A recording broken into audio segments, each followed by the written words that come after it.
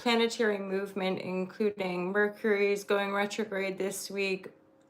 Saturn has stationed retrograde. So this might feel in some areas like a bit of a slowdown, an opportunity to reflect on things. People from our past returning, situations from our past returning, and our ability to see certain patterns more clearly, ancestral patterns, right? Our own personal patterns with regards to power dynamics, relational dynamics, and such things.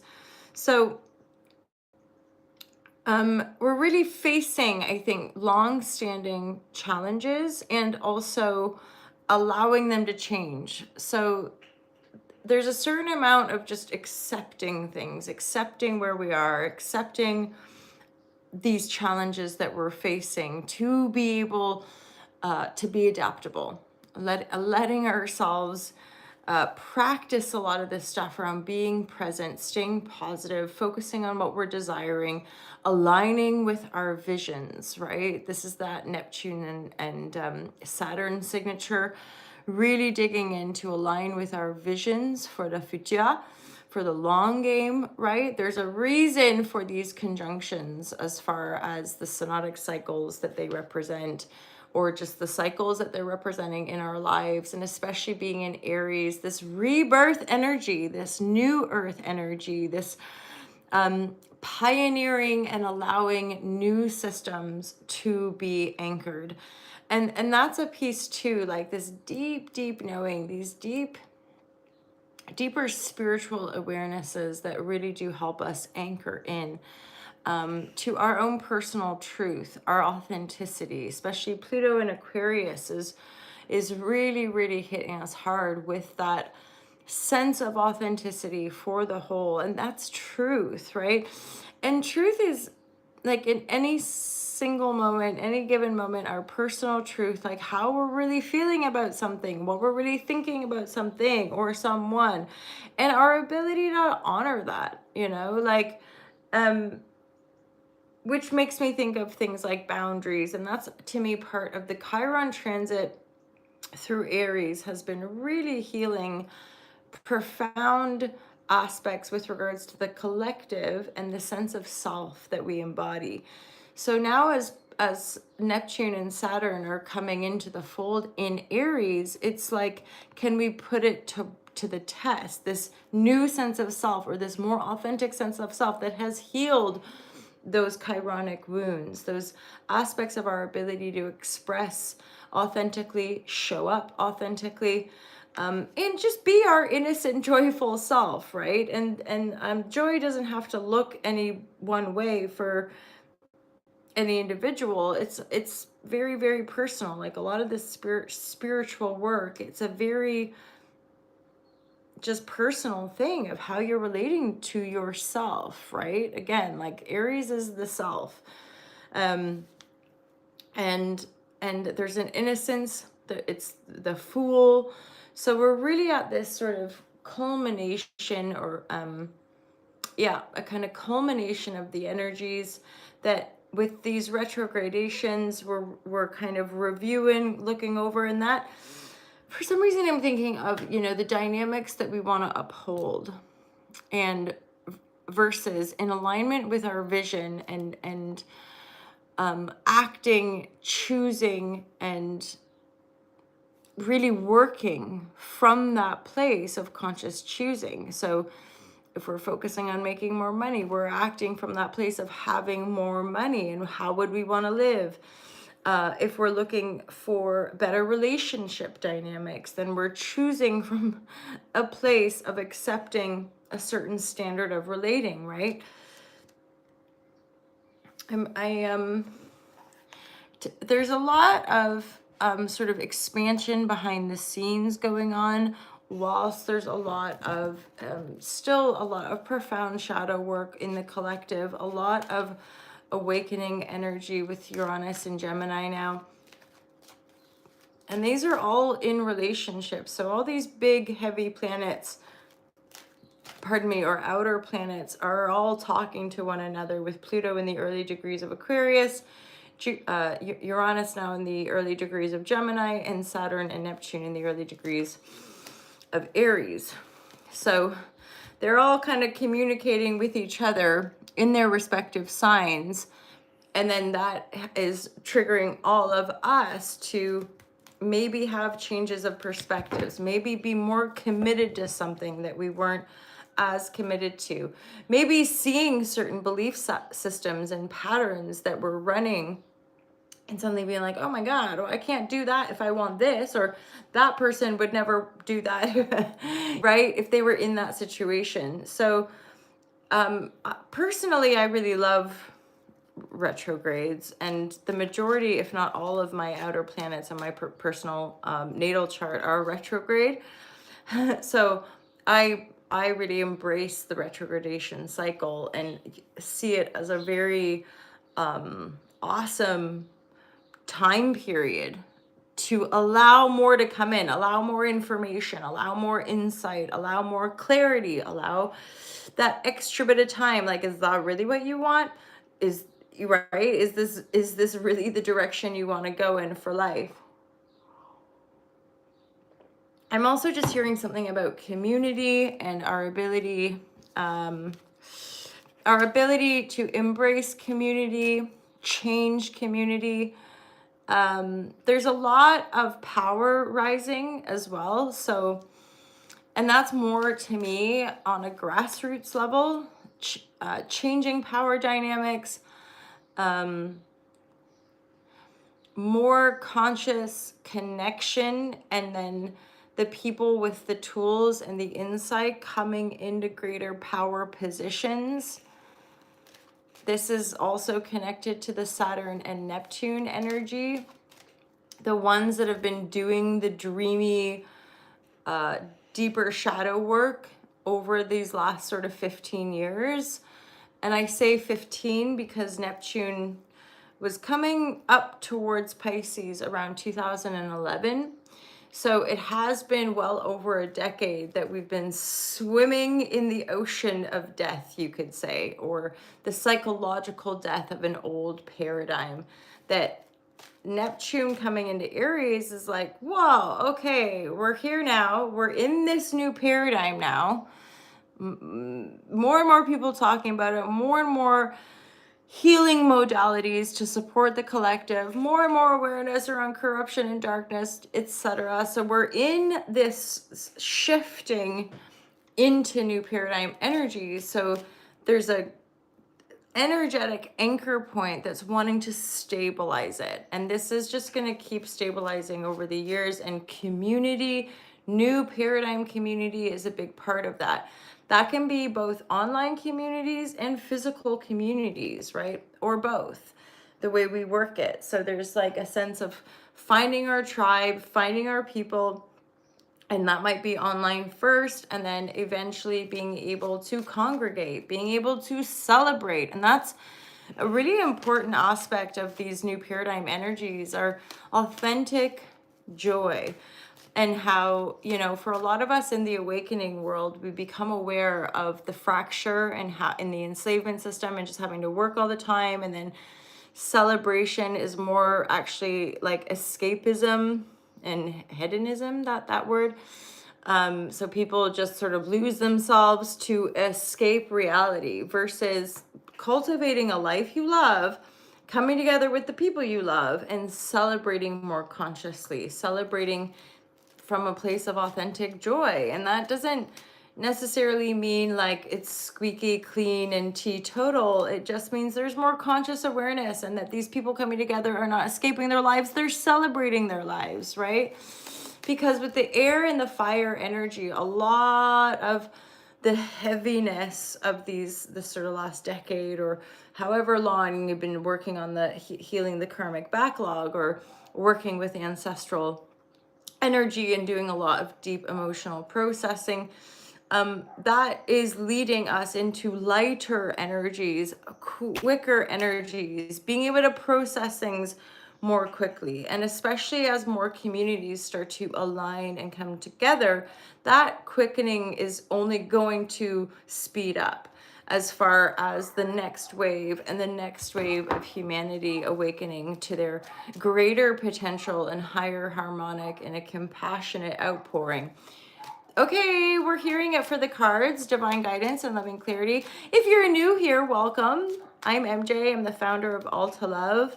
I published a book a few years ago called The Fearless Life Guide. There's a series of online courses. My Patreons get ad-free first access and some exclusive content, including access to the Be the Change online courses. That's for the top tier patrons, FYI.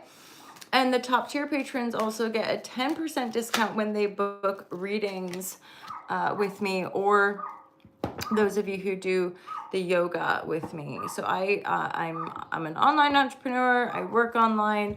I have international yoga meditation clients that I work with, and obviously I read tarot for people as well, offering insights and clarity and or just a different perspective on what you're navigating in your life. Okie dokie, my lovers. Divine guidance, loving clarity. There's something imbalanced, or we're being thrown off balance a little bit. We're really having to stabilize. This could have to do with a romantic partner. This could have to do with somebody from our past, somebody from our childhood, somebody that feels like soul family. There seems to be some distress. I really get a sense that this is actually like someone in our lives, someone in your life is going through a rough patch, maybe a breakup. Let's get some clarity on the Six of Cups. And or like if you're in a relationship, it could be that like you're feeling a bit off balance, like something's off balance, but you're like, what's going on? Because it's your partner, like your soulmate, your person, your counterpart isn't being fully honest. Like behind the scenes, they're like sleepless nights, really, really going through it, but you're not fully aware, which is where that imbalance feeling is coming from. You might want to reach out. There's definitely some sort of mental battle or conflict going on here. And it might be that you're feeling called to reach out, or that you receive a message.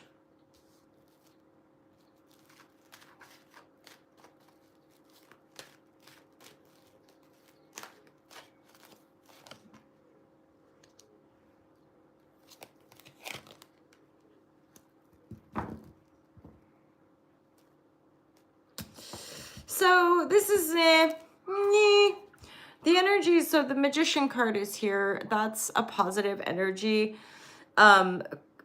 Feeling like you can make it happen, feeling like you've got all the resources at your disposal, right? All the elements are working for you in your favor. But again, there's some sort of imbalanced situation. There is a fair bit of like receiving messages, but both the messengers, so we have Page of Cups and Page of Wands, and in both of these situations, it's a little bit disappointing, the energetic behind the message. So receiving a message of like this, no thank you, we don't want this idea, or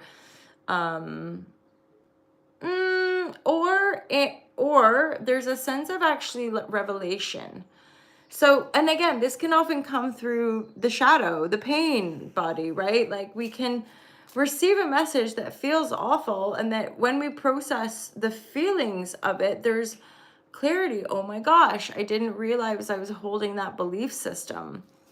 Because whether it's us, whether it's people in our lives, there's some kind of healing that's wanting to come in, that's really wanting to like break through. And for some of you, there's this King of Wands, so fire, Aries, Sag, Leo, they're in the reverse. You might be dealing with somebody who has addiction issues, who has codependency issues. They seem to be at a distance here. This could even be like obsession, having peculiar obsessions going on behind the scenes, right? So again, this could be someone you know, a friend, a soulmate. Friends can be soulmates.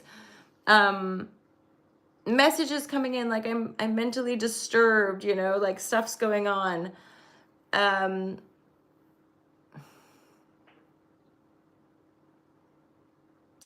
And again, these messages coming through do seem destabilizing. Like, we're not necessarily going to love the messages coming in. However, these messages coming through are really pointing to false structures, Saturn retrograde, right? Ideas that don't serve us, ways of healing that don't serve us, even people that don't serve us, right? There's an earth sign and a fire sign energy here that feels like some toxic, dysfunctional patterns. With the devil supporting these two in the reverse, this is like obsession or just toxic loops. And the magician with these messages to me is beckoning certainly one of these people, and or I could say you or whoever you're dealing with, take it how it resonates, right? But the magician card is sort of beckoning a split or a kind of pause or a break to allow you to find that clarity, clear vision. And sometimes we need to separate, that's the thing about having enough compassion, being able to hold space, etc.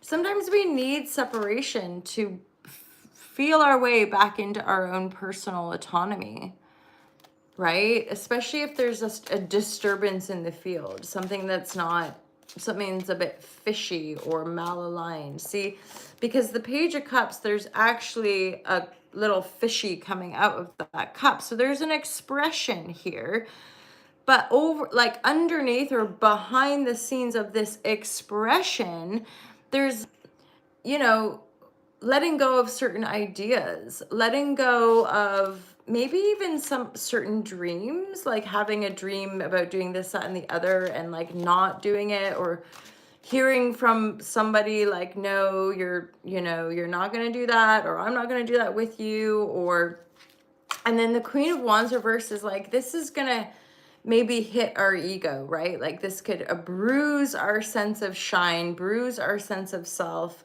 But all of these messages are really trying to stir the pot with regards to negative belief systems, false structures, directions that we're moving that actually are not aligned with our soulful vision. And for some of you, the Two of Cups, for some of you, this is really about, as per usual, healing so that we can attract something better. And the Two of Cups are more aligned, more reciprocal. I hung out with a friend yesterday at the beach, and there's a lot of, sharing about reciprocity in dynamics. Divine, and that's very much a feeling, sensing thing, bringing you back into that idea of authenticity, knowing self. What is knowing self? Knowing self has a lot to do with getting to know your feelings and thoughts, right? Noticing those feelings and thoughts in relationship to your creative external reality, and the patterns, which, usually we can start with enough awareness, we can start to notice the stress patterns, the lack patterns, right? The people, places, and things that don't truly align. And then, we can make change to. So really interesting with the beaver and crocodile. It's almost as if a lot of these triggers and healings that are wanting to come through before taking action, before moving forward, before making that ultimate commitment, has a lot to do with our authentic energy flow and our ability to honor that, possibly meaning being the villain. That's something in the last year that I've certainly acknowledged, is like, having to sometimes hurt people's feelings, having to be the villain, and yet in authenticity, honoring our needs. And there's something about like the honesty, being really honest with ourselves and then with other, and noticing and or learning more about the human behavior and people within their kind of groups and cliques, and how yeah, just the curious structure, I guess, of ego and how people want power in their communities, or they f- so a lot of times you'll notice in kind of cliques and groupthink where people end up gossiping about other people and putting them down because it builds them up. It sort of, yeah, builds them up, and yet it's still not like a very nice thing or a very conscious thing. But those of us that are often like on the outside of that, every once in a while you're going to be the villain of people's story, and you have to be okay with that, because there's such nuance to this life. And increasingly, I'm aware that even our attachment, so our ego's identification with savior or nice guy or good girl or whatever these attachments are that our ego structure identifies with for a sort of protection, there's a huge shadow behind that. And often is the case that it's impossible to stay in integrity if you're overly fixated on being the good girl, or right. And that's what I mean about being, if you've spent your whole life being good and being the good girl, and then you're having to transform or rise or acknowledge certain shadowy things, it might just be that turns, and your authenticity, then you become the villain, you by expressing your truth and saying no, or I don't want that, or I don't appreciate that suddenly people will turn you into the villain because you're no longer playing the game, you're no longer affirming certain structures. Again, Saturn, the Lord of Karma. And it's not pardon me, it's not really so obvious as just like the three-dimensional reality. There's nuance and depth to how these karmic cycles unravel, and or become more apparent to us.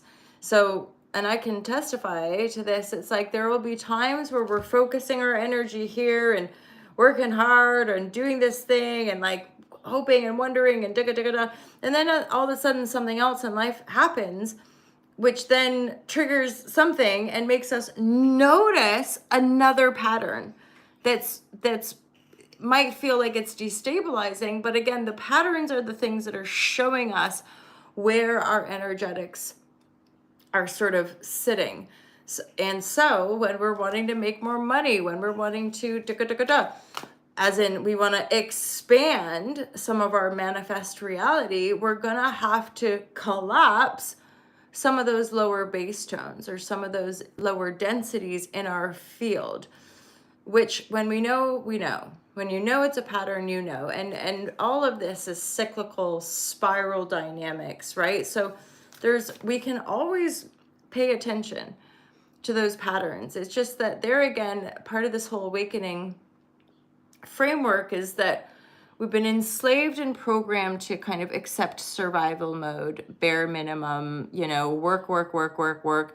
And from my personal point of view, like working in the well-being industry and being guided spiritually and working the way I work, it continues to reflect back to me that that's a real physical thing in the entirety of our collective, are people saying no. Like, I'm not going to work like a slave. I'm not going to work a 40-hour, 50-hour, 60-hour work week.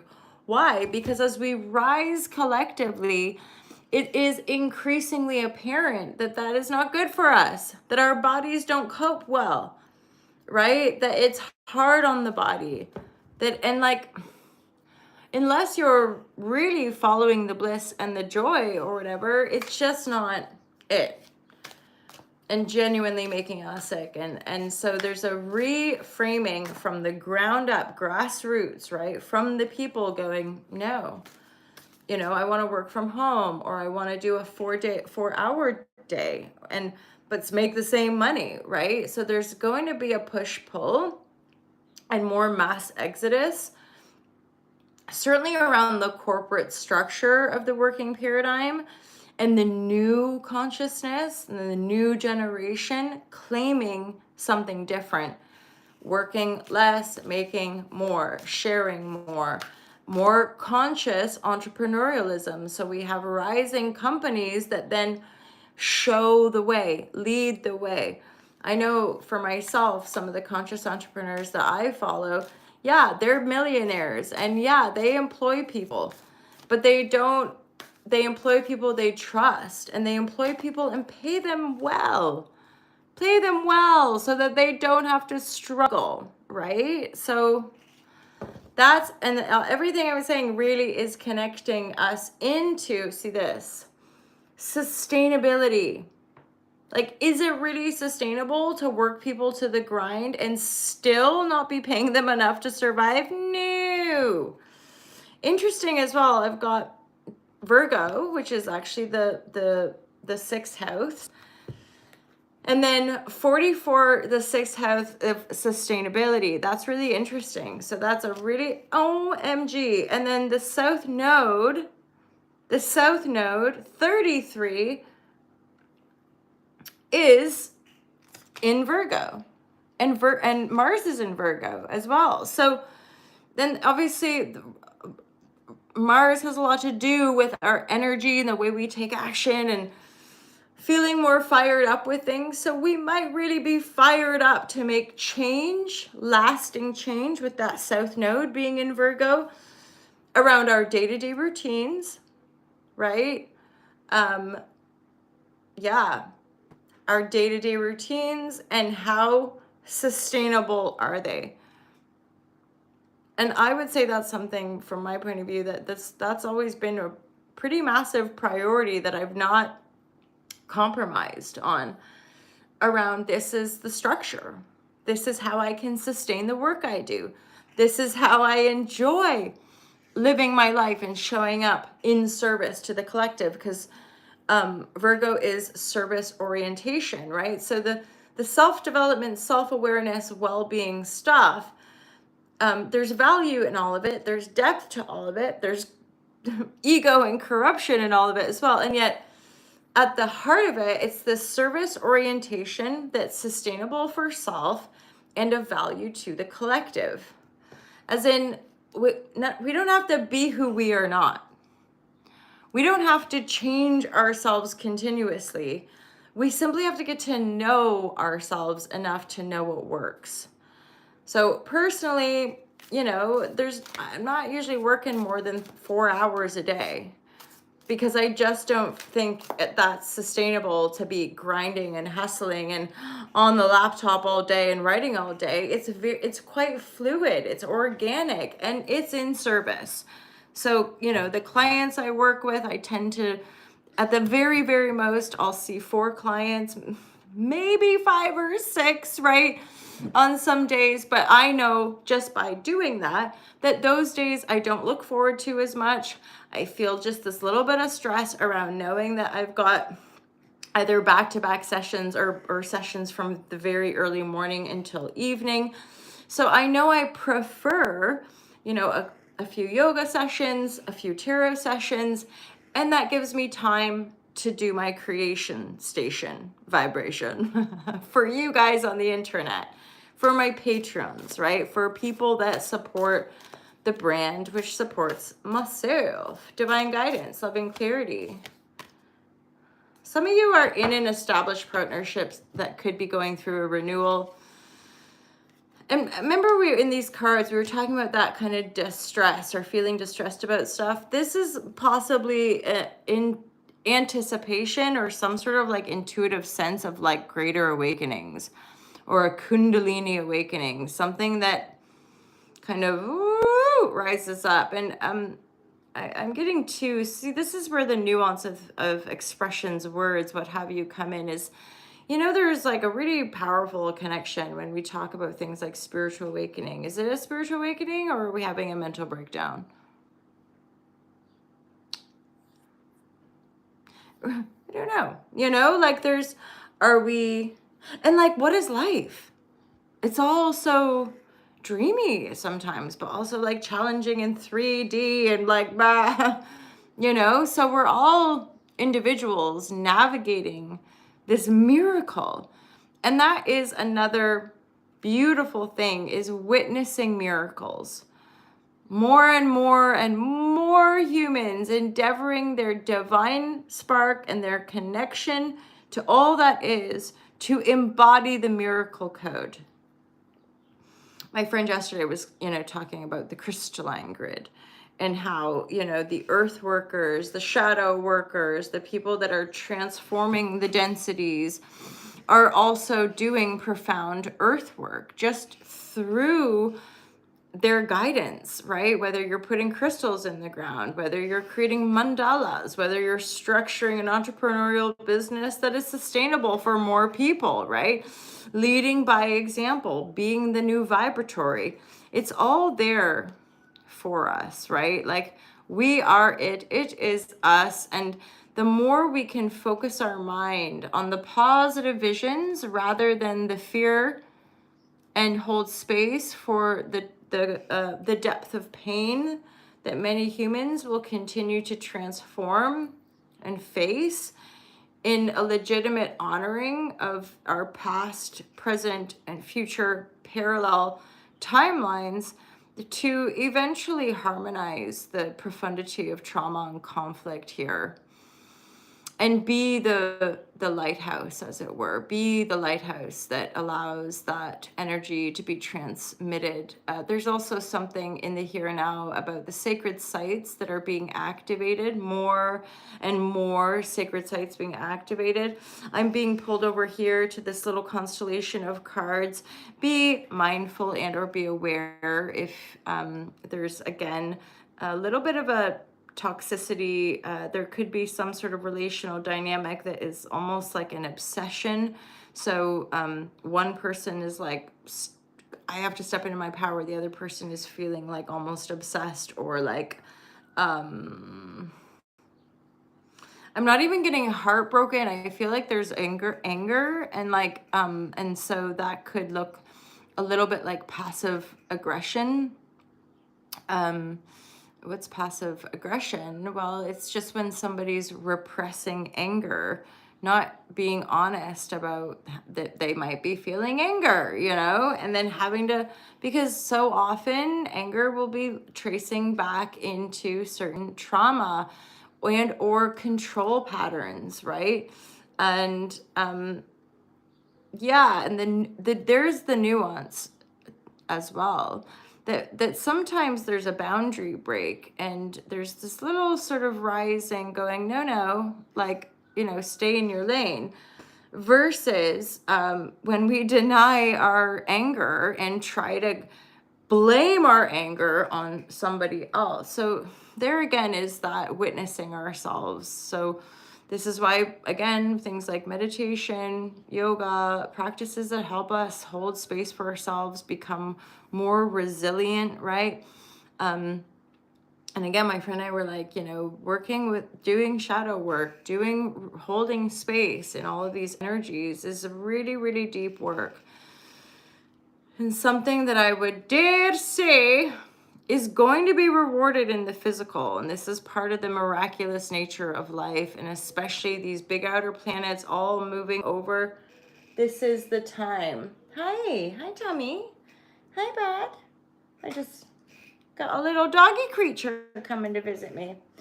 All right, you guys, I'm going to leave it there. Oh, cool. I just looked up at 33:55. Have a wonderful day. Have a great week ahead. Let me know if this resonates with you. Feel free to go to my website to book a private reading. You can also check out the T-Mill store and buy some products if you want to support the brand in different ways. My book is on Amazon, Kindle, Audible. And of course, you can find the online courses on my website as well. I do not send DMs and I don't reply to DMs typically. So when you book private readings, we can have a bit of discourse on the email, as in sometimes people will feedback, especially people that are booking like transit chart readings. So we can have a bit of communication after the reading. If you wanting to have a bit of dialogue, we can do that via email. But just making a few structural changes so I don't reply to DMs. You have to go through the website to book, And of course, feel free to check out the Patreon community. You can find all this information either on my website or in the description below. Have a wonderful week ahead, you guys. Great to be here with you. Love you lots, and I'll speak soon. Peace out.